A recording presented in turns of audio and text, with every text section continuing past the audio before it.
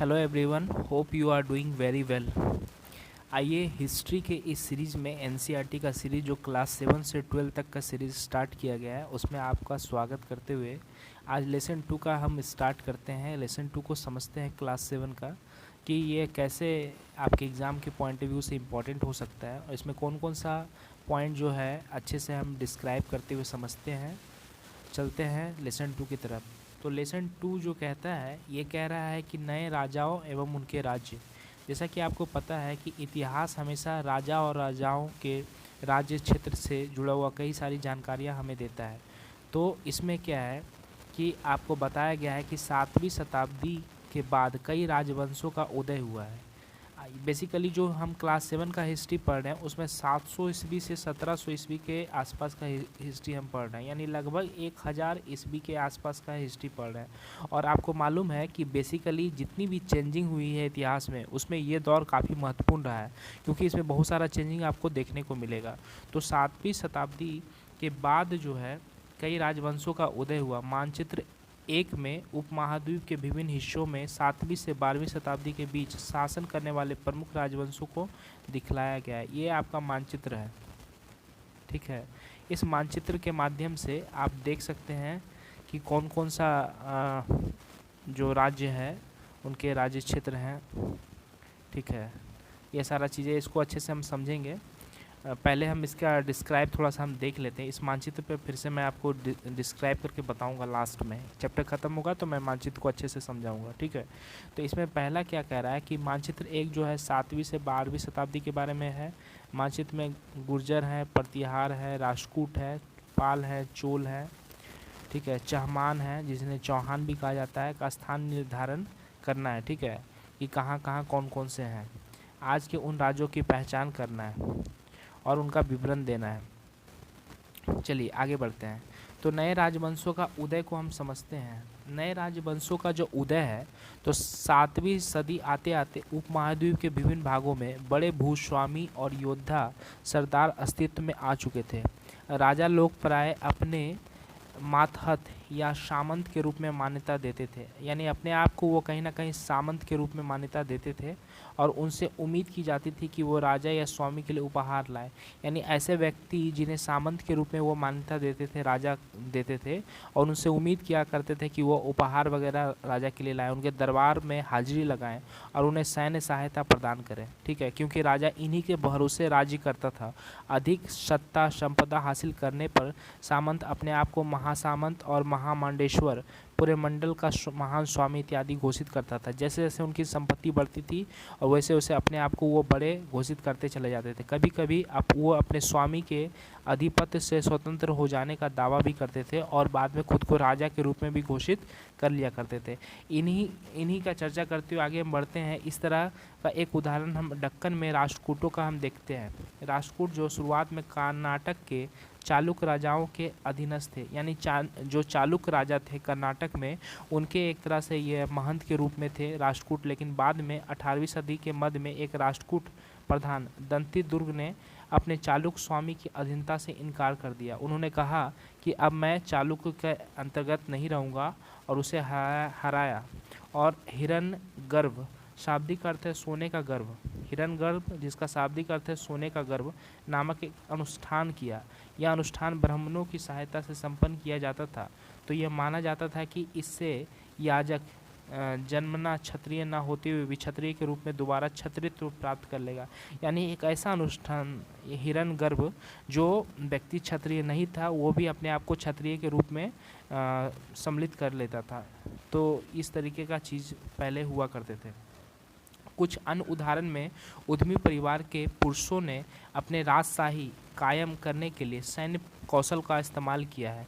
मिसाल के तौर पर कदम्ब, मयूर शर्मन, गुर्जर, प्रतिहार, हरिश्चंद्र ब्राह्मण थे जिन्होंने अपने परंपरागत पेशे को छोड़कर शस्त्र को अपना लिया और क्रमशः कर्नाटक और राजस्थान को अपने राज्य सफलतापूर्वक स्थापित किया। यानी ये लोग कहीं ना कहीं ब्राह्मण जाति के थे। इन्होंने ब्राह्मण जाति को मतलब ब्राह्मणों का मुख्य कार्य क्या है, शिक्षा वगैरह प्रदान करना, तो उसको छोड़कर इन्होंने क्षत्रिय के रूप में अपना राजपाट को चलाने लगे। ये जो आप चित्र देख रहे हैं चित्र 1 में, इसमें एलोरा की गुफा है। एलोरा की गुफा जो है इसमें 15 एलोरा की गुफा का 15 भित्ति चित्र है, जिसमें विष्णु को नरसिंह अर्थात पुरुष सिंह के रूप में दिखाया गया है। यह राष्ट्रकूट काल की कृति है, यानी जो एलोरा का गुफा है, यह महाराष्ट्र में पड़ता है। तो एलोरा की गुफा में 15 नंबर में विष्णु भगवान का नरसिंह अवतार का चित्र है और ये राष्ट्रकूट काल की कृति है, ये इम्पोर्टेंट हो जाता है। आगे बढ़ते हैं। राज्यों में प्रशासन की अगर हम बात करते हैं तो इन नए राज्यों में कई इकाइयों ने महाराजाधिराज राजाओं के राजा, त्रिभुवन चक्रवर्ती यानी 3 भुवनों का स्वामी और इसी तरह की अन्य भारी भरकम उपाधियों धारण कर ली, यानी अपने आप को महाराजाधिराज कहने लगे, त्रिभुवन चक्रवर्ती कहने लगे, जिससे वो भारी भरकम उनका उपाधि हो गया, ताकि लोग मतलब दूर दूर तक उनका नाम का परचम हो। इस तरह के दावों के बावजूद वो अपने सामंतों के साथ साथ किसान, व्यापारी, ब्राह्मणों के संगठनों के साथ अपनी सत्ता साझेदारी करते थे। तो ये सारे चीज़ें को देखने को मिला है। ये 700 से मतलब कि आगे की ईस्वी में हम जैसे जैसे आगे बढ़ते हैं, इस सब चीज़ों का विस्तार आपको देखने को मिलता है। इन सभी राज्यों में उत्पादकों अर्थात किसान हो, पशुपालक हो, कारीगर हो, संसाधन इकट्ठा किए करते थे और इनको अक्सर अपने उत्पादों का एक हिस्सा त्यागने के लिए मनाया या बाध्य किया जाता था। कभी कभी इस हिस्से को लगान मानकर वसूला जाता था, क्योंकि प्राप्त करने वाला भूस्वामी होने का दावा करता था। राजस्व व्यापारियों से भी लिया जाता था। ऐसे व्यक्ति जो व्यापार वगैरह करते थे वो भी राजस्व देते थे, जैसे आज के डेट में भी व्यापारी टैक्स वगैरह देते हैं, जीएसटी जो है, ठीक है। तो ये पहले भी था, उसका नाम अलग हो सकता है। तो हम बात करते हैं 400 कर, ठीक है, ये इम्पॉर्टेंट है। 400 कर क्या है? तमिलनाडु में शासन करने वाले चोल वंश के अभिलेखों में विभिन्न किस्म के करों के लिए 400 से ज़्यादा सूचक शब्द मिलते हैं और सबसे अधिक उल्लेखित कर है वेटी, जो नगद की बजाय जबरन श्रम के रूप में लिया जाता था। यानी नगद टैक्स नहीं लेके आपको श्रम करना है, एक तरह का टैक्स देना है, ठीक है। यानी जबरन श्रम और कदमाई यानी भू राजस्व थे। मकान पर छाजन डालने पर लगाने वाला कर, ठीक है। खजूर के ताड़ के पेड़ पर चढ़ने के लिए सीढ़ी का इस्तेमाल करने पर कर, पारिवारिक संपत्ति का उत्तराधिकार हासिल करने के लिए लगने वाले कर, ये सारे काफ़ी कर इम्पॉर्टेंट थे। क्या आज इनमें से कोई कर वसूले जाते हैं? ये आपसे क्वेश्चन मार्क्स है, इसको आप सोचिए, विचारिए, कमेंट बॉक्स में अपना जवाब आप लिख सकते हैं, ठीक है। तो एनसीईआरटी बड़ा बखूबी अच्छे से सारी चीज़ों को लिखता है और इसके साथ ज्योग्राफी का भी आपका मास्टर वीडियो कर रहा हूँ। एनसीईआरटी का सीरीज स्टार्ट हुआ है क्लास 7 से लेकर 12 तक, उसको भी आप देख सकते हैं। प्रयास है कि आपके पास क्लास 7 से 12 तक ज्योग्राफी, हिस्ट्री और बाकी वो सारी विषय आपके पास हो जो आपके सिविल सर्विसेज एग्जामिनेशन के बेसिक पॉइंट ऑफ व्यू से काफ़ी इंपॉर्टेंट होता है, ठीक है। तो आगे बढ़ते हैं। ये संसाधन समाज की व्यवस्था की वित्तीय आधार बनाते थे, साथ ही मंदिरों और दुर्गों के निर्माण में भी इस्तेमाल होते थे। संसाधन उन युद्धों को लड़ने में इस्तेमाल होते थे जिनसे लूट की शक्ल में धन मिलने की तथा जमीन और व्यापारिक मार्गों के प्रयोग की संभावना बनती थी। तो ये सारे चीज़ों हैं जो आप समझ सकते हैं कि राजस्व वसूली के लिए पदाधिकारियों की नियुक्ति समानता थी, यानी उनको ज़्यादा से ज़्यादा राजस्व को वसूल करने के लिए, जैसे आज के टैक्स डेट में इनकम टैक्स ऑफिसर होते हैं, उसी तरीके से राजस्व वसूली के पदाधिकारी होते थे। वो प्रभावशाली परिवारों के बीच से ही की जाती थी, यानी उनकी नियुक्ति कहीं ना कहीं ऐसे जो समाज में एक अपना स्थान रखते थे उनसे नियुक्ति किया जाते थे। और प्राय वंशानुगत होती थी, यानी बाप के बाद दादा, दादा के बाद बाप, बाप के बाद पुत्र ही उनका प्रधान होता था। सेना में भी ऐसा ही होता था, कई बार राजा के निकट संबंधी ही इन अहदे पे होते थे, यानी ये नेपोटिज्म काफ़ी ज़्यादा फैला हुआ था, ठीक है। आगे बढ़ते हैं। प्रशस्तियों और भूमि अनुदान।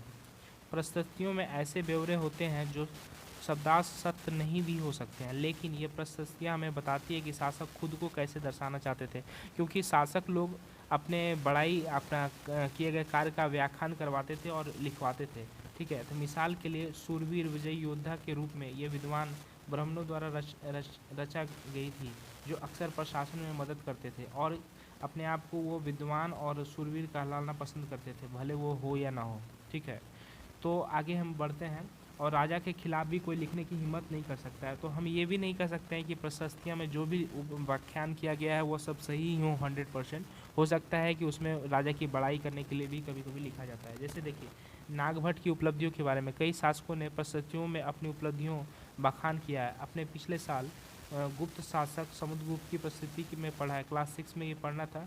देखूंगा क्लास 7 से 12 तक हो जाएगा तो मैं 6 का भी लाने का कोशिश करूंगा। 6 मुझे उतना इंपॉर्टेंट नहीं लगा है एग्जाम के पॉइंट ऑफ व्यू से, इसलिए मैं 7 से स्टार्ट किया हूँ। ठीक है, आगे बढ़ते हैं। संस्कृत में लिखी गई ग्वालियर मध्य प्रदेश में पाई जाने वाली एक प्रशस्ति में प्रतिहार नरेश नागभट्ट के जो भी कर्ण है उनका कामों का वर्णन किया गया है। इसी तरह से हम आंध्र, सैंधव, विदर्भ महाराष्ट्र का एक हिस्सा है और कलिंग उड़ीसा का एक हिस्सा है के राजाओं उनके आगे सभी धराशायी हो गए थे, तब वे राजकुमार थे, उनके बारे में भी चर्चा की गई है। उन्होंने कन्नौज के शासक चक्रयूथ को विजित किया है। उन्होंने बंगाल का हिस्सा, अनंत गुजरात का हिस्सा, मालवा मध्य प्रदेश, किरात, ये सारा राजाओं का जो भी उनका उल्लेख है उन्होंने किया है। ठीक है, तो नागभट्ट की उपलब्धियाँ हैं, ये सारा युद्ध में उन्होंने बड़े बड़े तीर मारे थे। ठीक है, आगे बढ़ते हैं। इन अभिलेख में उल्लेखित इलाकों में से कुछ को मानचित्र एक में ढूंढने की कोशिश करना। मानचित्र एक को मैं लास्ट में इसलिए बताऊंगा क्योंकि बहुत सारी चीज़ों को पढ़ने के बाद आपको बिल्कुल समझ में आएगा कि मानचित्र एक को हम अच्छे से कैसे समझ सकते हैं। अब देखते हैं, आगे बढ़ते हैं। राजा लोग प्राय ब्राह्मणों को भूमि अनुदान से पुरस्कृत करते थे। ये ताम्र पत्रों पर अभिलेखित होते थे जो भूमि पाने वाले को दिया जाता था। यानी कहीं ना कहीं आज जो ज़मीन का कागज़ आप देखते हैं, पेपर ऑनलाइन रजिस्ट्री होता है, ऑनलाइन रसीद वगैरह कटता है, तो पहले ये ताम्र पत्र के माध्यम से राजाओं को दिया जाता था। बाद में ही उनका मतलब कि आप पहले कागज़ के रूप में चलता था, जब कागज़ का आविष्कार हुआ तो कागज़ में इसे संजोया जाता था।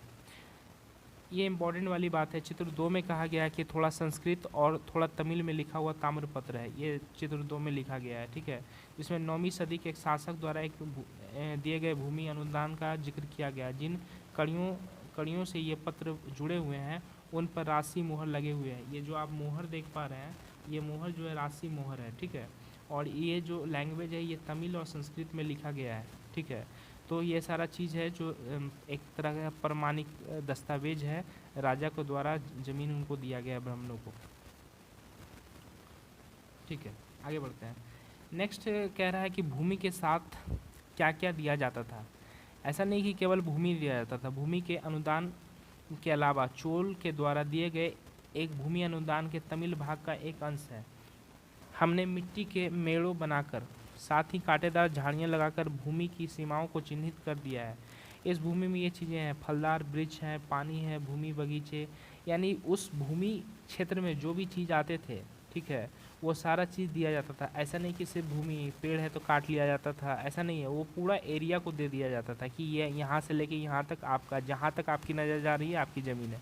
अब उसमें चाहे नहर हो, खाइयाँ हो, दलदली ज़मीन हो, हौज हो, अन्नागार हो, जो भी हो, मछलियों का तालाब हो, मधुमक्खियों के छत्ते हो, गहरे झील हो, सभी जिस व्यक्ति को वो दान में मिलता था उनका हो जाता था।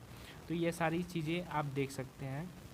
ठीक है, बात करते हैं 12वीं शताब्दी में तो एक बृहद संस्कृत काव्य भी रचना हुआ है जिसमें कश्मीर पर शासन करने वाले राजाओं का इतिहास दर्ज है, जिसे कल्हन नामक एक रचनाकार द्वारा रचा गया है। कल्हन ने अपने वृत्तांत लिखा है जिसमें शिलालेखों, दस्तावेजों, प्रत्यक्षदर्शियों का वर्णन और पहले के इतिहास समेत अनेक तरह के स्रोतों का इस्तेमाल किया गया। यानी कल्हन ने कश्मीर के इतिहास का वर्णन किया है, इसे आपको याद रखना है। ठीक है, और प्रस्तुतियों के लेखकों से भिन्न वो अक्सर शासकों और उनकी नीतियों के बारे में आलोचनात्मक रूप दिखलाता है, इसलिए 12वीं सदी में यह असाधारण ग्रंथ था। ठीक है, तो आप देख सकते हैं कल्हन ने लिखा कश्मीर का इतिहास। ठीक है, नेक्स्ट हम आगे बढ़ते हैं। इसमें कह रहा है कि धन के लिए युद्ध। आपने ये गौर किया होगा कि इनमें से प्रत्येक शासक राजवंश का आधार कोई क्षेत्र विशेष था, वे दूसरे क्षेत्र पर भी नियंत्रण करने का प्रयास करते थे। ऐसा नहीं है कि वो एक क्षेत्र में रह रहे हैं तो वहीं पे वो सुखी हो, संपन्न हो, इसके बावजूद वो रुक जाते थे।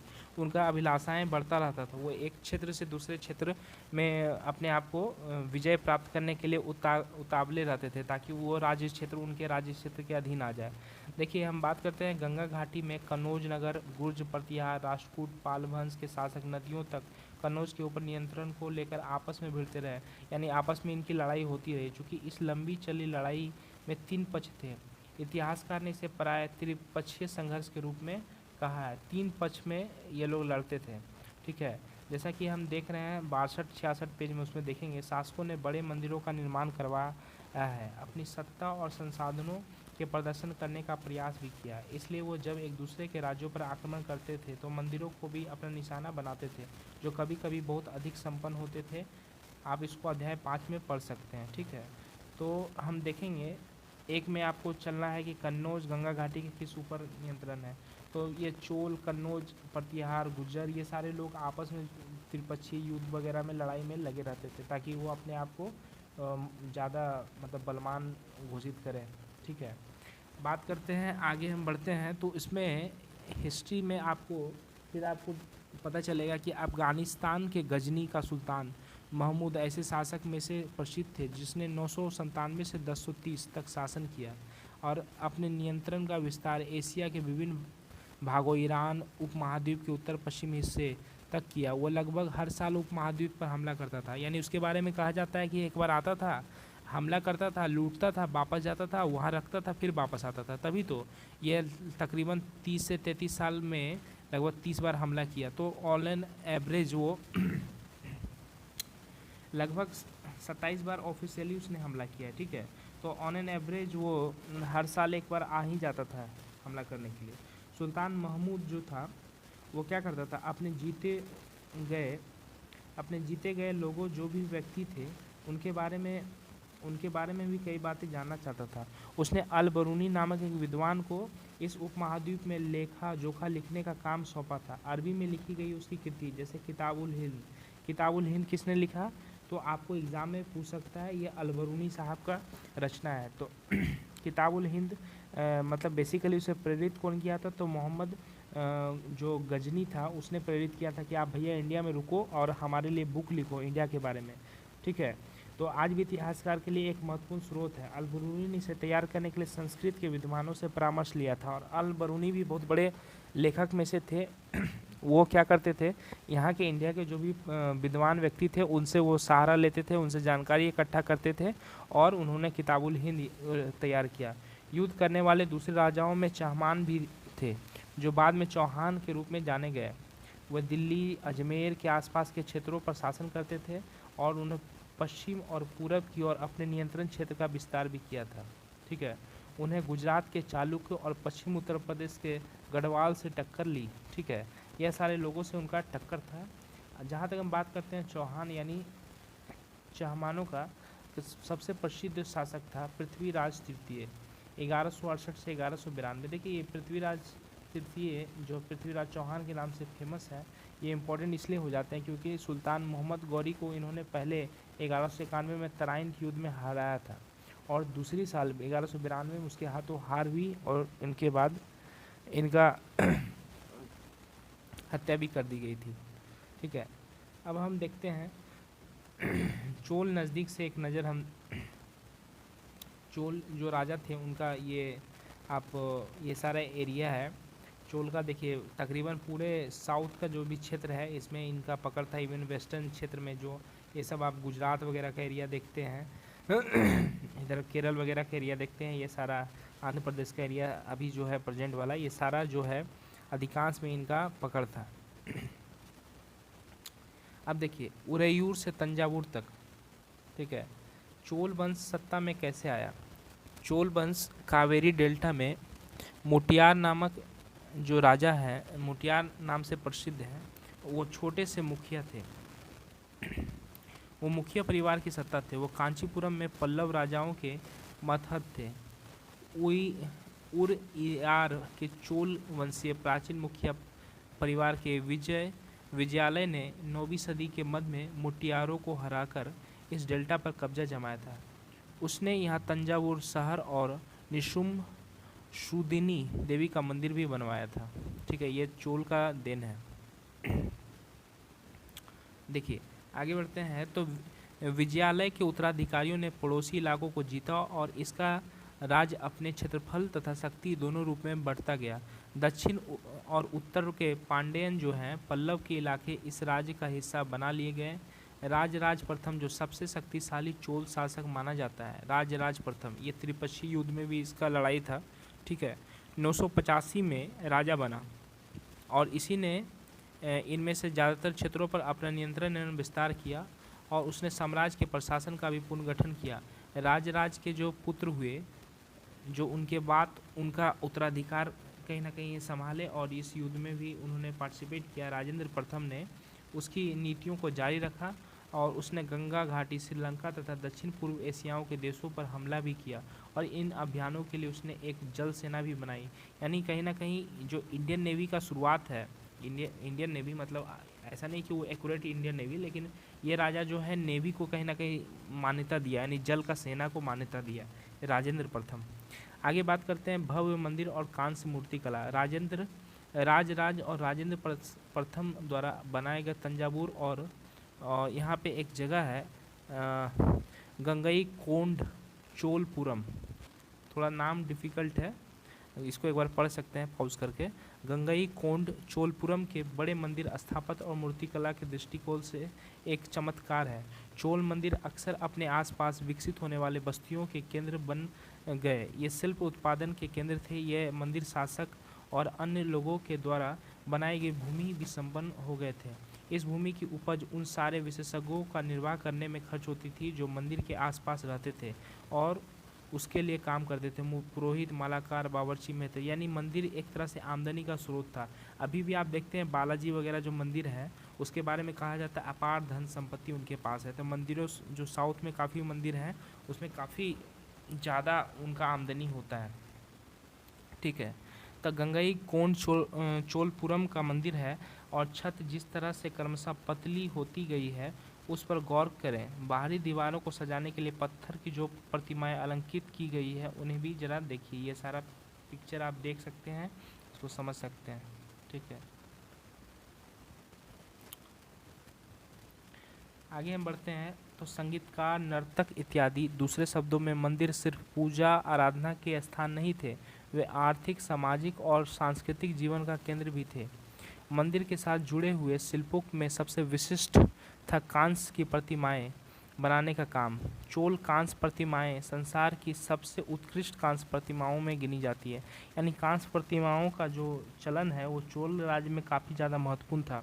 ज़्यादातर प्रतिमाएं तो देवी देवताओं की होती थी, लेकिन कुछ प्रतिमाएं भक्तों की भी बनाई जाती थी। जहाँ तक हम बात करते हैं कृषि और सिंचाई का, तो चोलों की कई उपलब्धियां कृषि में हुए नए विकासों के माध्यम से संभव हुई है। मानचित्र 2 में अगर आप देखते हैं तो गौर करेंगे कि कावेरी नदी बंगाल की खाड़ी में मिलने से पहले कई छोटी छोटी शाखाओं में बढ़ जाती है। देखिए, नर्मदा और ताप्ती 2 ऐसी नदी है जो कहाँ गिरती है, वो अरब सागर में गिरती है। कावेरी नदी बंगाल की खाड़ी में गिरती है। ठीक है, तो आप इसको आप देख सकते हैं। ये ज्योग्राफी का है, मैं इस ज्योग्राफी का जो एनसीईआरटी स्टार्ट किया हूँ, आप उसको भी ज़रूर देखिएगा, आपको काफ़ी हेल्प करेगा। ठीक है, बेसिक अगर आपको मजबूत करना है तो एनसीईआरटी पकड़ बनाना ही होगा। ठीक है, आगे बढ़ते हैं। तो शाखाओं में बढ़ती है और कई छोटे छोटे शाखाओं में बढ़ती है और उपजाऊ मिट्टी जमा होती रहती है इनकी शाखाओं से, और पानी कृषि विशेषता चावल की खेती के लिए आवश्यक आर्द्रता वगैरह मुहैया कराता है। हालांकि तमिलनाडु का जो एरिया है कि दूसरे हिस्सों में कृषि पहले ही विकसित हो चुकी थी। हर जो भी 5वीं और 6ठी सदी का आकार है, इस इलाके में बड़े पैमाने पर खेती शुरू हुई थी। यानी मुख्यतः 5वीं और 6ठी शताब्दी में कृषि की शुरुआत के लिए आप कह सकते हैं जो बृहद पैमाने पर हुआ था। कुछ दूसरे इलाकों में ज़मीन को समतल किया जाना, डेल्टा क्षेत्रों में बाढ़ को रोकना के लिए तटबंध बनाए जाने थे। पानी को खेतों तक ले जाने के लिए नहरों का निर्माण होता था। कई क्षेत्रों में एक साल में 2 फसलें भी उगाई जाती थी। देखिए, तरक्की मतलब कितना ज़्यादा डेवलप होता चला गया। ये जो है चित्र आप देख रहे हैं, ये चित्र कहीं ना कहीं आप देख रहे होंगे, ये क्या है, ये कांस्य का है, प्रतिमा है। ठीक है, ये चोल कालीन है। कितनी सावधानी के साथ उसे अलंकृत किया गया है, इस पर गौर करना है कि ऐसी प्रतिमा किस तरह बनाई जाती थी। ये जानने के लिए अध्याय 6 आपको पढ़ना पड़ेगा।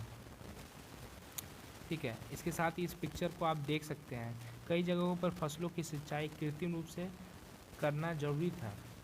सिंचाई के लिए कई पद्धति अपनाई जाती थी। कुछ इलाकों में कुएं खोदे जाते थे, कुछ पे बारिश के पानी को इकट्ठा किया जाता था, और श्रम संसाधनों को व्यवस्थित करना, इन कामों की देखरेख करना और यह तय करना कि पानी का बंटवारा कैसे किया जाए। ज़्यादातर नए शासकों के साथ ही साथ गांव में रहने वाले लोगों ने इन गतिविधियों में सक्रिय रूप दिलचस्पी भी दिखाया था। तो इसको आप देख सकते हैं। ये चित्र जो है 9वीं शताब्दी में तमिलनाडु का एक जल हौज है, जलद्वार हौज है। नदी की शाखाओं में पानी के प्रवाह को इसके जरिए नियंत्रित किया जाता था।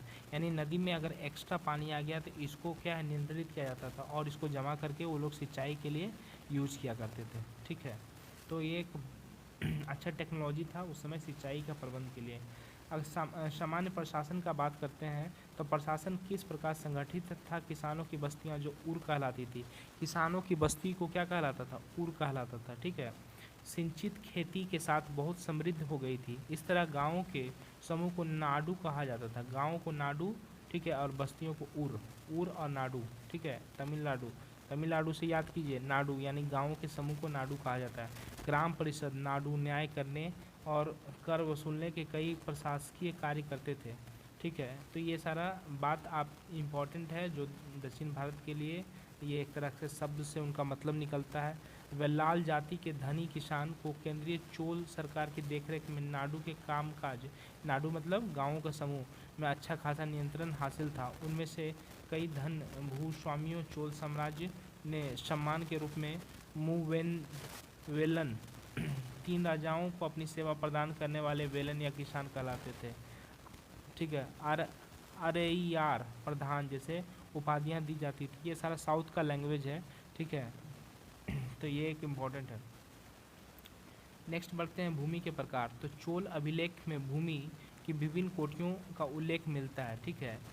वेलन वगई गैर ब्राह्मणों किसान स्वामी की भूमि, यानी गैर ब्राह्मण किसान स्वामी जो है उनकी भूमि को वेलन वगई कहा जाता था। ब्रह्मदेव, ब्राह्मणों को उपहार में दी गई भूमि, जैसे नाम से स्पष्ट है ब्रह्मदेव, ठीक है। इसके साथ ही है, आगे बढ़ते हैं, शाला भोग। शाला भोग क्या है, किसी विद्यालय के रखरखाव की भूमि, ठीक है। देवदान, तिरुन मट्टुकनी मंदिर में उपहार में जो भूमि दी जाती थी वो है, ठीक है। पल्ली चंदनम, ये जैन संस्थान द्वारा दान में दी गई भूमि वगैरह को कहा जाता था, ठीक है। तो ये सारा चीज़ है, आप पॉज करके इसका नोट्स बनाना चाहें तो आप बना सकते हैं, ठीक है।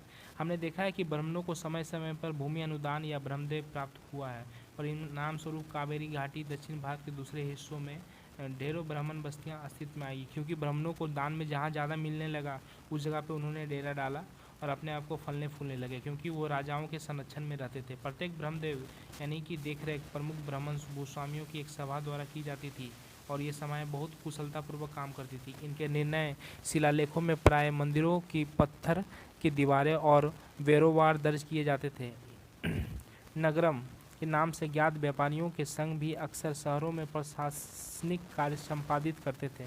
इसके साथ देखा गया है कि तमिलनाडु के चिंगलपुर जिले के उत्तर मेरूर से प्राप्त अभिलेखों में इस बात का सविस्तार वर्णन है कि ब्राह्मणों की सभा का संगठन कैसे होता था। सिंचाई के कामकाज, बाग बगीचे, मंदिर इत्यादि की देखरेख के लिए सभा में विभिन्न समितियां होती थी, और इनमें सदस्यता के लिए जो लोग योग्य होते थे उनके नाम तालपत्र के छोटे टिकटों पर लिखे जाते थे और मिट्टी के बर्तन में रख दिए जाते थे, और किसी छोटे लड़के को हर समिति के लिए एक के बाद एक टिकट निकालने को कहा जाता था, यानी just like a lottery system होता था।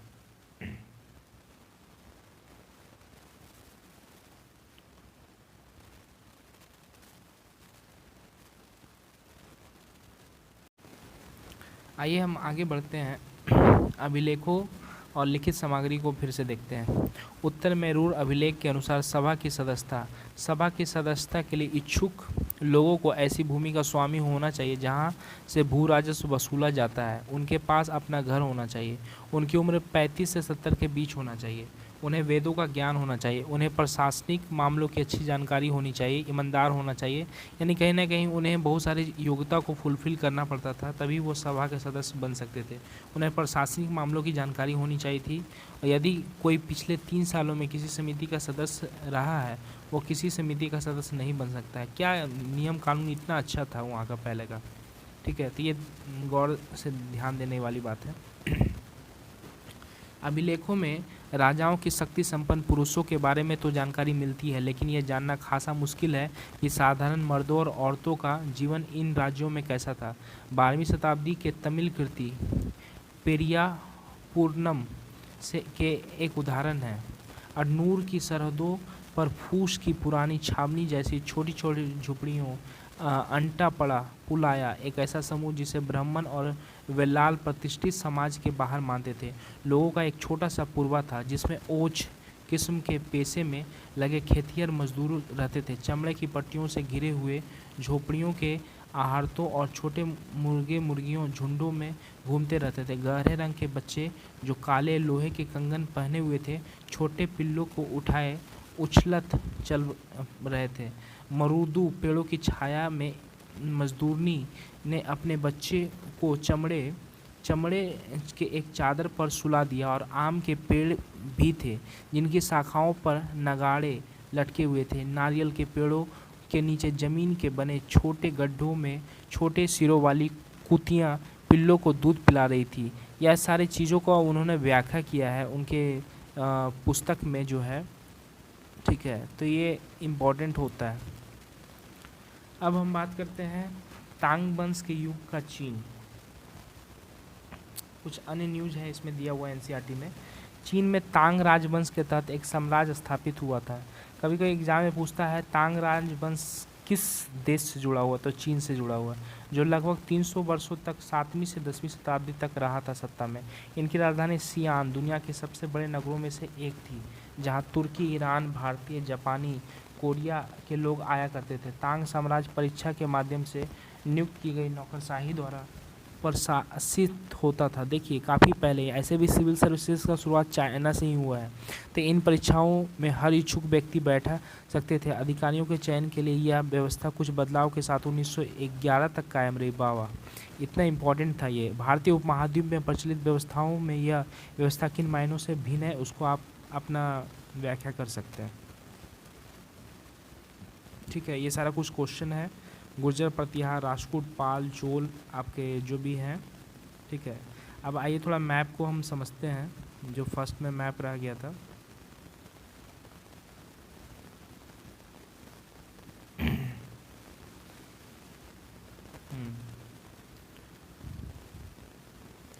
तो मैप को आप समझते हैं। देखिए कश्मीर हो गया, है ना।